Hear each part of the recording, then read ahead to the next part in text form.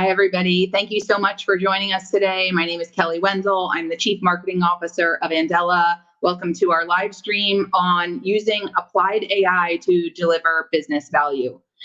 So before we get started, a few little bits of housekeeping here. We are live streaming from all over the world. Please introduce yourself, drop your name into the chat, say hi to others. Feel free to drop in questions. Our intention is to keep this interactive throughout the presentation, so we'd love to take your questions. Obviously, yes, we will make a recording of this webinar available on LinkedIn and YouTube. And finally, just by quick way of introduction, for those of you who don't know Andela, Andela operates the world's largest private marketplace of technical talent, and that is talent drawn predominantly from untapped markets like Africa and Latin America. And we use our Andela Talent Cloud to make it possible to use the world as your hiring pool and make it fast and easy for you to get the right talent for the right role at the right speed and at the right cost. So with that said, I am super excited to jump in and get started, and I would love to introduce you to our guest today, Fabio Geraldo. Fabio is the U.S. Head of Advanced Analytics at Mindshare. Fabio has 14 years of advanced analytics, data science, and software R&D experience. He is the founder of Synapse. Synapse is, you'll be hearing more about this today, a predictive modeling solution that has elevated Mindshare's applied analytics practice, and we'll learn exactly how they're doing that. Fabio currently leads statistical, machine learning, and AI techniques in the US. So Fabio, welcome. I'm so excited that you can be with us today. Hi, Kelly. Thank you very much. I'm very excited. Thank you for having me. I know your passion topic, and you get to riff on it for the next 30 minutes. Before we get started, could you give a quick overview of Mindshare for those of our audience who might not be familiar with who the company is? Absolutely. So Mindshare, we are a media agency. So basically, we buy advertising on behalf of our customers, which are big brands that have do business all over the world. We are a multi-award-winning media agency network. We have 10,000 people across 86 countries. And very importantly, we have built our own AI-driven platform to provide predictive simulations and help our clients achieve their business goals. Awesome. Now, before we go forward, I'm actually going to have you go up a slide because I wanted to set for the audience. The team at Andela put out a poll in the last week when we started, promoting the live stream to just understand from our audience, what are the biggest challenges that you all are facing in adding AI to your business? And what I find exciting about today's conversation is that, the majority of the folks here are saying that finding practical applications for AI is the #1 challenge. And then high on that list is generating ROI. And that's what we're here to talk about today, because Mindshare has actually done both of those things. So I'm excited to unpack a good dialogue. So let's jump forward then. We talked about Synapse as this global platform, of which I know you were the founder. Can you give everybody an overview of what Synapse does for Mindshare and for your customers? Yes, absolutely. So Synapse has been our data science platform that we have been building over the past several years. It's a one place where we collect marketing data of the activity that our customers do in terms of their impressions, their media spends and whatnot. We also incorporate business data in terms of what their business KPIs are. And all of this with the idea of delivering customized modeling optimizations, forecasting, scenario planner across multiple KPIs, all in one ecosystem. So it's practical, easy to use. Very importantly, we built it with the idea of understanding how different marketing activities, marketing spends, marketing investment allocations tied to business outcomes by driving customer behavior, right? So in a nutshell, we built it to help our clients make it smart, informed media investment decisions. So you're taking and synthesizing inputs from just this variety of sources, essentially to turn that into intel, how someone like me, actually a CMO, would make better media decisions or even creative decisions, like what's working or what's not. Exactly. We are empowering CMOs to make smart decisions on how to deploy their media, to put those dollars to work harder for them, and really drive business outcomes for the companies where they're working at. So that is correct. So you've had Synapse, I know, live for a few years now. Yes, we started development of Synapse 7 years ago. So it has Wow. been Okay. a journey. Yeah. And so could you, I guess I would like to understand, how are your customers currently using it, and what are like some of the most common use cases that you're seeing? Absolutely. So this is when we get into the practical uses of AI deployment. On the left side, we see a list of more of the typical applications that you will see, starting from task automation, that is the more frequently spoken about, I would say. Then we get into extracting complex insights from data sets, from complex data sets, large data sets. Then we have doing complex decision making based on those complex insights, based on those data sets. Then we have generative AI, what has become very popular over the past year or so with ChatGPT and the generation of images and text. We have human representation, where you can think of the chatbots that companies deploy to interact with their customers for like customer support, for example. And then there is human performance enhancement. An example of that is autonomous driving features for cars, right? Of all those areas where we focus on are the bold areas here, right? And when we look in the right side, that is a double click of those both areas that you saw on the left. So starting on the top, we start with marketing, performance marketing. This is where we have been putting a lot of our efforts to understanding how marketing is working for our clients, what is working, what is not working, and very importantly, so we can be prescriptive on providing recommendations of what should your budgets be, how should you allocate them across message, media channels, etc. We have NLP, or natural language processing driven insights, for example, to help inform the ad copy that should go in display ads, or the ad copy that is going to be used for search campaigns. Then we have creative analytics, in which we parse out creative elements to understand which ones are driving performance, so we can help inform the creation of the creatives and the deployment of creative assets to drive their outcomes. Then we have synthetic data simulation. So we simulate the markets where our customers' brands compete in, with the idea of be able to generate simulations of how they can compete, how can they be more proactive, and grow their business and their market share. So with the synthetic data is we basically leverage the existing data and information to extrapolate for the missing data and basically fill those data gaps, so we have a more clear and organized representation of the markets, so then the simulations can be more accurate and more relevant for our customers. So got it. You're taking us from like the broad set of things you could do, which areas you all decided to focus on. But I imagine you had like a mental model or a framework that said, like, how did you decide these were the use cases? I'm tuning back into the poll data where it's like everybody is feeling pressure to find practical applications. How did you decide these were the ones, Fabio? Absolutely. So it was a whole thought process, and it evolved over time. So basically, when we were looking into these cases, we were thinking of the financial viability and the monetization strategy of how we deploy these applications, right? Basically, there's two sides of it. There is the side of applications for internal uses, and there's the side of applications for external uses. For internal uses, we went through the thought process, and this is what we will recommend our customers and companies and people to think of, starting with, does it make a process more efficient, right?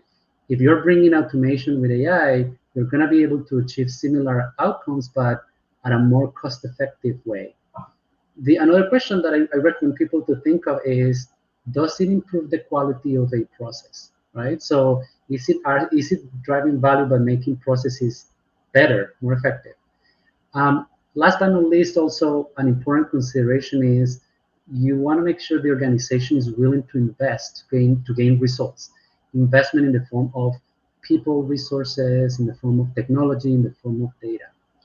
Now, when we go into the right side for the external applications, and this is a big area where we focus on since we are a B2B business and we help customers, we help brands.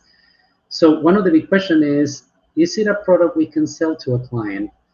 If it's an application that is going to provide value for the client, it is reasonable to think that for the right price, they're going to be willing to pay for it, right?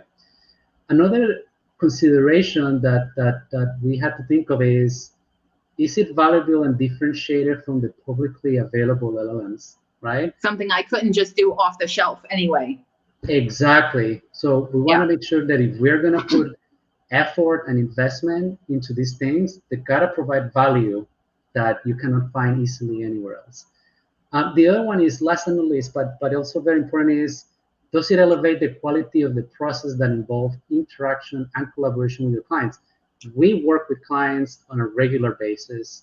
The interactions with them are very important. So a big part of it is to make sure that as we are enhancing that the applications are enhancing our interaction with our clients. So it's making it smoother. It's making it more effective. It's connecting media actions more directly with business outcomes in a way that is easy to apply and understand. Got it. So since we're on the slide of monetization, I don't know how much you can say here, but is Synapse helping Mindshare win more business, make money? 100%. Yes. It is a pillar of our new business strategy for us to gain new customers.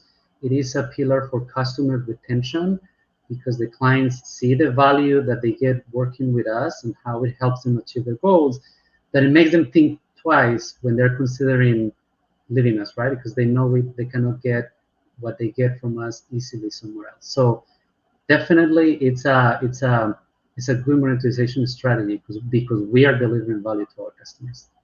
Well, congratulations on that. That's good news. Thank you. I'm thinking back to something you and I have talked about previously, as well as the poll data where people were talking about data readiness. So I think where we're going next is to talk about how did you get ready and what did you learn along the way for our audience?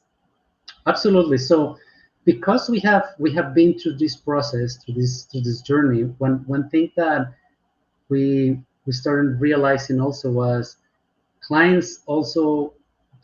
clients needed guidance on how to advance their own AI journey. So they will come to us with questions about, hey, how do I apply AI? How do I find cases? How can we partner with you? How can we do X, Y, Z? So from our experience, we created this AI readiness assessment, which basically we make available to our clients, and we do workshops with our clients to help them assess where they are and find the opportunities for how they can move along the AI journey. There's basically, the assessment has several questions in different categories, but in a summarized way, there are three categories where we are looking to assess and help our clients understand where they are. One is the AI readiness itself, with a lot of questions geared towards understanding their AI literacy, the current state of their data and their application of data science in general. The second one in the middle, the potential for business transformation. So what AI applications they're having today, what opportunities they might have seen or they might be aware, and what opportunities we might have seen for them that we see they are not capitalizing just yet. And then there is the risk aversion area where with the adoption of every technology, there is a level of inherent risk with it. So how risk averse they are in relation to new technologies. And then what you see both here are areas where over time, we learned that they were more important than we originally thought, because originally we were thinking more about the application, the problem we are to solve, the challenges we are addressing. And then over time, we learned there's other considerations that should be given a little bit more weight than we originally thought. So the bolder where you like, okay, we didn't anticipate and there was extra learning or things you had to go back and do over. I would love to probe on that, but I actually have a question from the audience I would like to take from Naveed, which is, can you speak to how effective will Synapse, the platform, be in Europe compared to the US? So I happen to know it's a global platform, but perhaps you could address that for Naveed. Yeah, absolutely. So in terms of effectiveness, it can drive similar results, similar improvements. What is important is to apply similar rigor when it comes to the data and the utilization. Sometimes we see, for example, the data tends to be more available in the US than in other markets, which it becomes when we work with clients is a journey and how or a roadmap on how we work with them to improve the data that is available in different markets, so we achieve similar results that we have in the US. Got it. Okay. So I also have a question here about, are you willing to say any more about, like, specifically on culture and openness to change? I know we have quite a bit of content to cover, but maybe you could quickly share a little bit there. Yeah, absolutely. Culture and openness to change is such an interesting one, because as what we have been realizing is companies oftentimes they're excited about AI, they're willing to use it, but then they may not necessarily, the company culture may not necessarily be that open to change. What happens with AI, for instance, as it happens with the adoption of new technologies, it involves changing the ways of working. With AI, you are going to be working with something that sometimes you may not necessarily understand 100% the ins and outs, because these are complex technologies. But also, interestingly, it also means, in some instances, losing a little bit of control, because you're relying on the AI on making some decisions for you, right? So that is the learning there is important to bring and have these conversations early on, so the companies and the businesses can be grounded on reality, on how open and quickly they are to actually move into the transformation stage, and then how to manage it. Got it. Okay, so let's go forward. I know that you started working with Andela, specifically on Synapse, right, in 2020. Can you talk a little bit about, like, the role that using borderless talent, the world as your hiring pool, as we like to say, can you talk a little bit about the impact that had on this project, Fabio?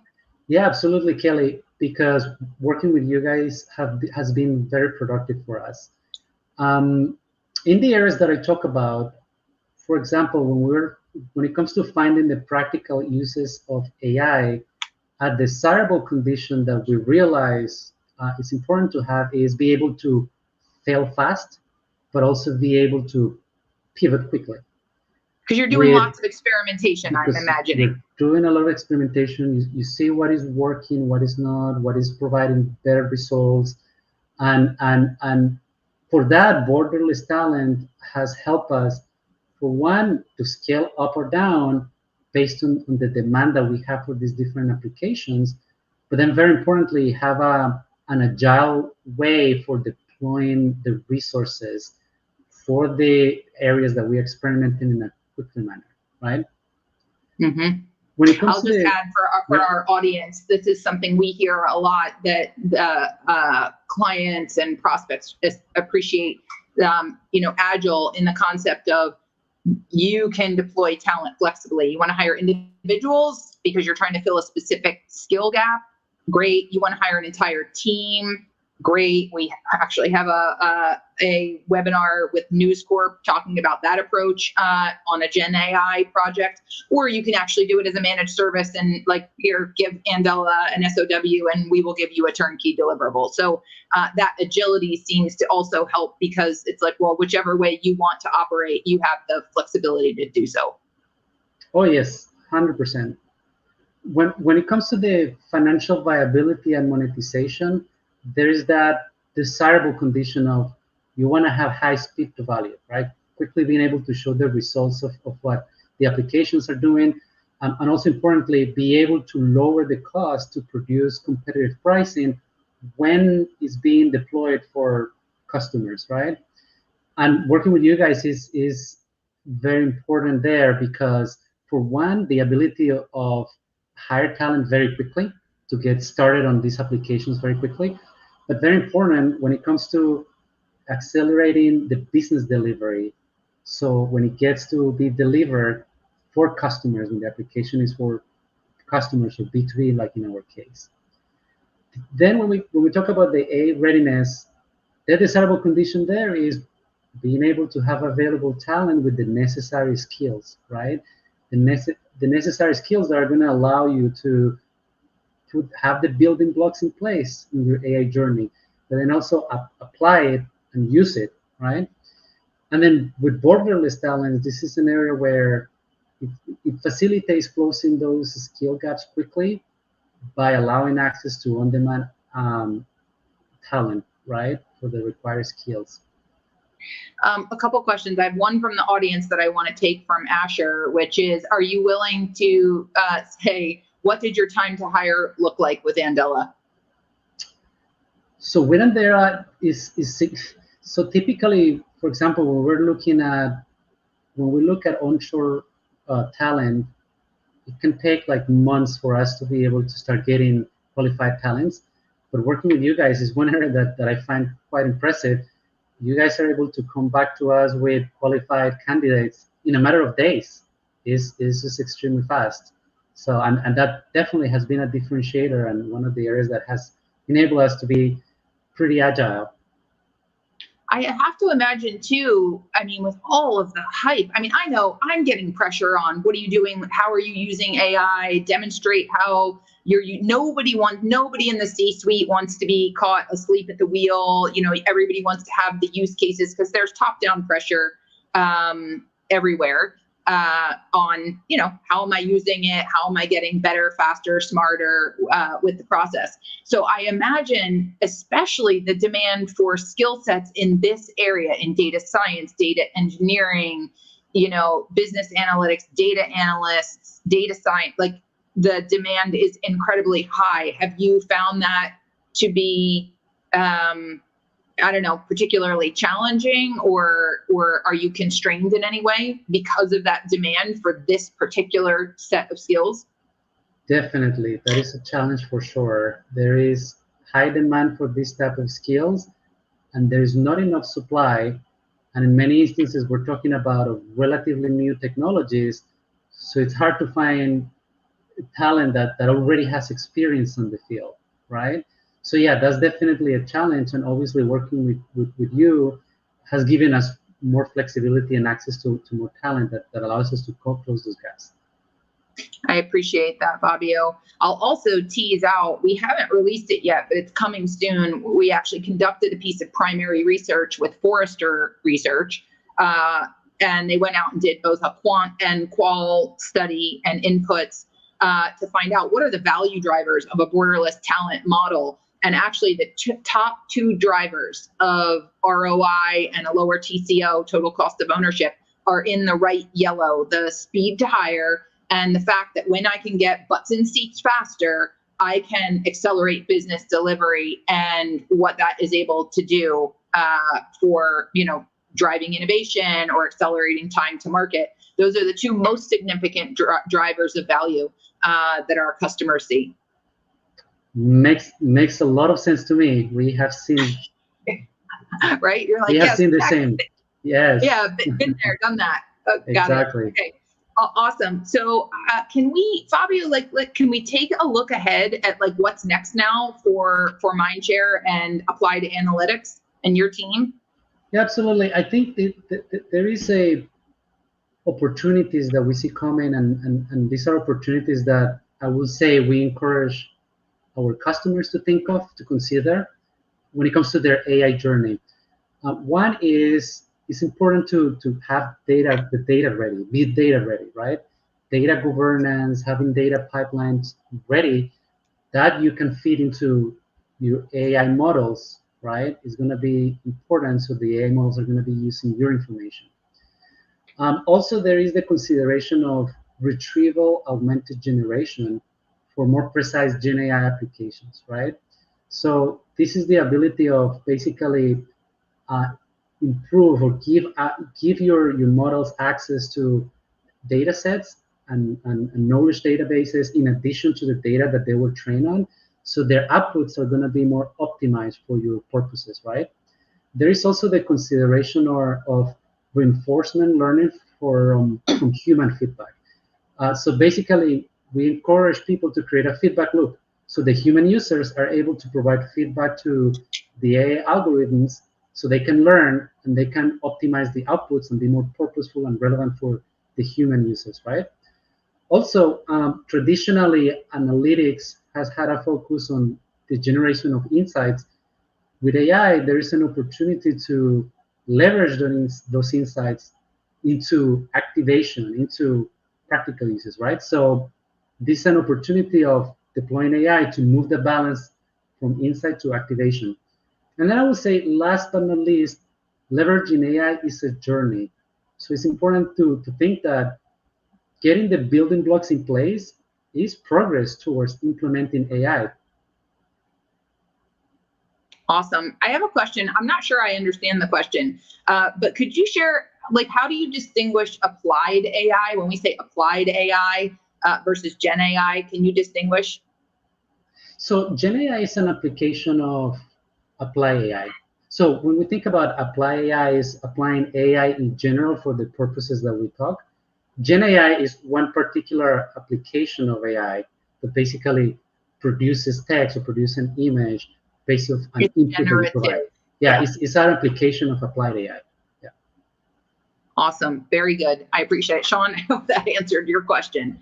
Fabio, fantastic. I guess let's wrap it. We have like 3 minutes left. We're trying to be very respectful of people's time. So before I wrap us up, or actually, I'll tee you the question, give you a second to think about it, and I'm going to talk about a few housekeeping things. I guess I would love if you could share, like, what's been your most positive surprise? Actually, you go first. What's been your most positive surprise in this journey? So my most it's there has been a lot of surprises. So what I would say it's all a learning. I think from working with Andela, one of the surprises has been that the initial hires that we got 4 years ago, they're still working with us, and they're That's right. important and productive members of our team. And it's a surprise, I'm very happy to see that, right? Because it means that the synergies we have been able to create with them, where they feel part of the team, they feel productive, they are very productive with us, they help us achieve our goals, they're aligned with our long-term vision for how we're going with the application of AI, right? Yeah. That's something, particularly like we have seen over the past few years, attrition in different areas in our industry in the US, and seeing that low attrition with the Andela talent has been a very positive surprise. I love that. And you think about contingent staffing or staff fog, and sometimes it sounds like, not quite gig work, but it's going to be very short-term assignments. And yet Andela's average tenure is 18 months. I think you guys are helping drag up that average if you've got folks who've been working there 3 or 4 years. And I actually do know, that's quite common. You're putting people who are embedded in the team. And I think it's such a great testament, our mission is that, brilliance doesn't have a zip code, right? When you remove geography as a constraint, right? You're not going to do local or, you're not going to restrict yourself just to local hiring, but use the world as your hiring pool.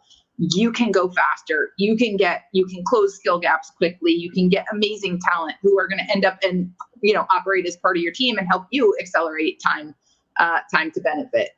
Absolutely. It adds a lot of flexibility and value, and absolutely. And we highly appreciate it for it. Well, we appreciate you. That is a perfect way for me to close this out. Fabio, it's such a pleasure. I hope you and I have been going back and forth for a couple months now about being able to talk about AI together. So finally did it. I'll just point to, finally. I will just point to everybody the QR code on your screen. If you are interested, you can download a resource from us.